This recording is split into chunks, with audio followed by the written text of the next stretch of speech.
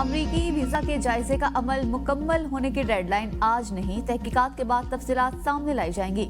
ترجمان امریکی وزارت خارجہ ٹیمی بروس کی نیوز کانفرنس، کہا امریکہ اپنے شہریوں کی حفاظت یقینی بنانے کے لیے پرعزم ہے۔ یقینی بنانا ہے کہ امریکہ آنے والے غیر ملکی مسافر عوام کے لیے خطرہ نہ بنے۔ ایران سے تیل کی خریداری پر چینی ریفائنری پر پابندیاں عائد کر دی، ایران کو کسی صورت جوہری ہتھیار بنانے کی اجازت نہیں دیں گے۔ صدر ٹرمپ ایران پر بھرپور دباؤ ڈال رہے ہیں، چاہتے ہیں کہ ایران دنیا میں دہشت گرد گروپوں کی حمایت بند کر دے۔ شام کی صورتحال پر نظر رکھے ہوئے ہیں، امریکہ چاہتا ہے احمد الشرا تمام شہریوں کے حقوق کا خیال رکھیں۔ پاکستانی امریکی کمیونٹی کی خدمات کے اعتراف میں نیو یارک کی ریاستی اسمبلی اور سینٹ میں 2 اہم قراردادیں منظور۔ تعلیم، طب، سائنس، ٹیکنالوجی، کاروبار اور صنعت سمیت مختلف شعبوں میں پاکستانی کمیونٹی کی کامیابیوں کو اجاگر کیا گیا۔ قراردادیں رکن اسمبلی نادر سیج نے ریاستی اسمبلی اور سینیٹر جان لیو نے سینٹ میں پیش کی۔ سرگودا میں منشیات فروشوں کی فائرنگ سے 2 پولیس اہلکار شہید، 2 شدید زخمی۔ پولیس کے مطابق چھاپے کے دوران منشیات فروشوں نے فائرنگ کر دی۔ کانسٹیبل عمران وینس اور کانسٹیبل رانا شفیق شہید ہوئے، ملزمان کے خلاف کارروائی شروع۔ لکی مروت میں تھانہ پیرو پر فتنۃ الخوارج کا حملہ ناکام، پولیس نے دہشت گردوں کو پسپا کر دیا۔ دہشت گردوں کی فائرنگ پر پولیس کی بھاری ہتھیاروں سے جوابی کارروائی، دہشت گرد رات کی تاریکی میں فرار۔ دہشت گردوں کی فائرنگ سے کوئی جانی یا مالی نقصان نہیں ہوا۔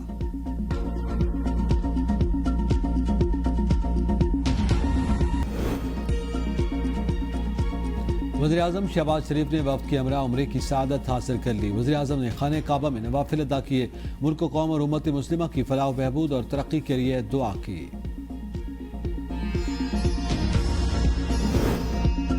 کئی حکومتیں بدلی، چینی مافیا کو کوئی لگام نہ ڈال سکا۔ حکومتی اعلانات اور کوششوں کے باوجود چینی کی قیمتیں کم نہ ہو سکی۔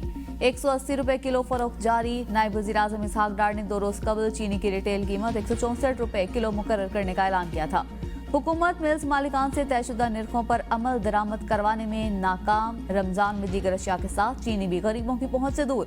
ادارہ شماریات کے مطابق کراچی، اسلام آباد، راولپنڈی، پشاور کے شہری سب سے مہنگی چینی خریدنے پر مجبور۔ ملک میں چینی کی اوسط قیمت 170 روپے 41 پیسے فی کلو، زیادہ سے زیادہ قیمت 180 روپے تک ہے۔ چینی بحران پر مسابقتی کمیشن کا ممکنہ کارٹلائزیشن کے خلاف کارروائی کا عندیہ، کہا چینی کی قیمتوں پر نظر ہے، کسی غیر مسابقتی سرگرمی ممکنہ گٹھ جوڑ پر سخت قانونی کارروائی ہوگی۔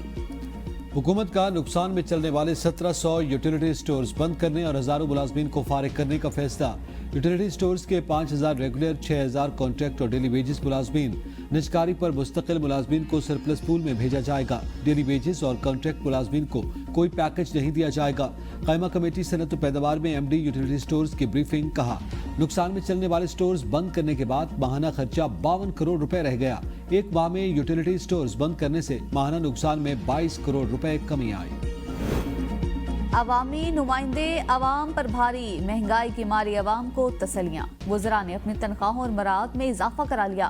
کابینہ اراکین نے سرکولیشن اسمبلی کے ذریعے تنخواہوں اور الاؤنس میں 188% اضافے کی منظوری دے دی۔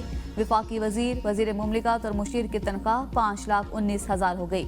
پہلے وفاقی وزیر کی تنخواہ 2 لاکھ اور وزیر مملکت کی 1,80,000 روپے تھی۔ وزیر کی تنخواہ میں 159%، وزیر مملکت اور مشیر کی تنخواہ میں 188% تک اضافہ۔ وزراء کے الاؤنس، گاڑی، دفتر وغیرہ تنخواہوں کے علاوہ ہیں۔ وزیراعظم کے مشیر برائے سیاسی امور رانا ثناء اللہ نے بانی پی ٹی آئی کی رہائی کو معافی سے مشروط کر دیا۔ کہا بانی اگر 9 مئی کے واقعات پر صدق دل سے معافی مانگ لیں تو رہائی ممکن ہو سکتی ہے۔ قومی سلامتی کمیٹی کے اجلاس میں تمام سیاسی جماعتیں موجود تھیں۔ نواز شریف نے بہتر سمجھا کہ میٹنگ کو شہباز شریف ہی لیڈ کریں۔ عامر چیف واضح کہہ چکے دہشت گردی کے خلاف حالت جنگ میں ہیں، تو پھر یہ کہنا آپریشن کب شروع ہوگا غیر منطقی بات ہے۔ چیئرمین سینٹ کے پروڈکشن آرڈر پر پیپلز پارٹی نمائشی بیانات کے بجائے حکومت سے علیحدگی کا اعلان کرے۔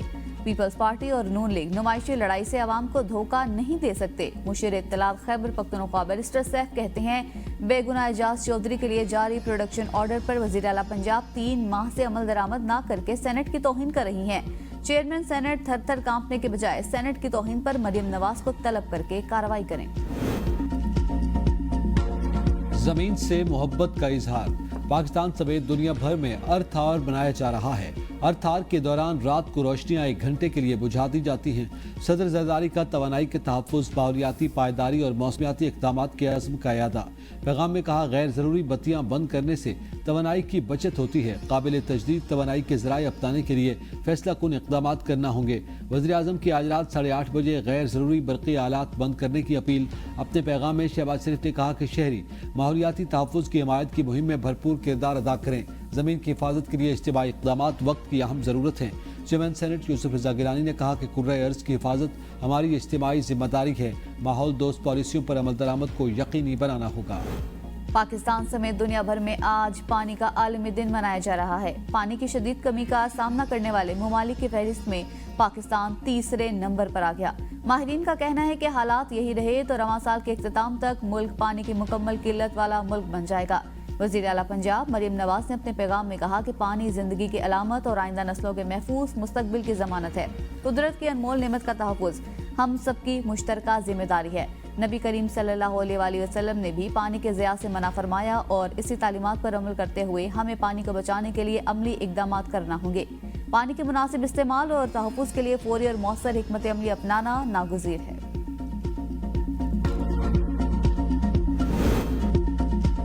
خلیفہ چہارم حضرت علی علیہ السلام کا یوم شہادت عقیدت و احترام سے منایا جا رہا ہے۔ ملک بھر میں ماتمی جلوس و مجالس کا انعقاد۔ لاہور میں مرکزی جلوس مبارک حویلی موچی گیٹ سے برآمد۔ جلوس امام بارگاہ کربلا گام شاہ پہنچ کر اختتام پذیر ہوگا۔ کراچی میں نشتر پارک سے برآمد جلوس روایتی راستوں سے ہوتا ہوا حسینیہ ایرانیان امام بارگاہ کھرادر پر اختتام پذیر ہوگا۔ کراچی میں دفعہ 144 نافذ، ڈبل سواری پر پابندی۔ اسلام آباد، راولپنڈی، کوئٹہ، پشاور، رحیم یار خان سمیت دیگر شہروں میں شہادت حضرت علی کی شہادت کے جلوس نکالے جائیں گے۔